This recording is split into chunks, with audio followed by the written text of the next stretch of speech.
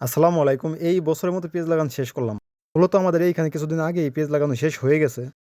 তো এই বইটিতে হালি থাকার কারণে পেঁয়াজ লাগাইতে পারিনি আগে। মূলত শুরুর দিকে হালির দাম অনেক ছিল। মাঝামাঝির দিকে এসে হালির দাম কমে যায়। তো আমার এক মামা হালি দিছিল এই জমিতে। হালির দাম ২-৩ টাকা মুঠা থাকার কারণে সে বিক্রি করে নাই।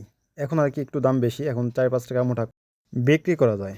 তো সে আর কি হালিগুলো উঠে বিক্রি করে দিছিল আর আমাকে বলল, "কালকে পেঁয়াজ লাগাই দিব।"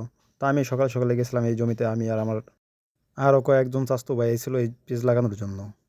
তো আমাকে বলল, "তুমি পিলে টানো, আমরা সবাই লাগাই।" তো আমি মূলত পিলি টানতেছিলাম। এই পাশ থেকে ওই পাশে আমিই পিল টানছিলাম। তো পিল টানা হয়ে গেছিল আমার অনেক।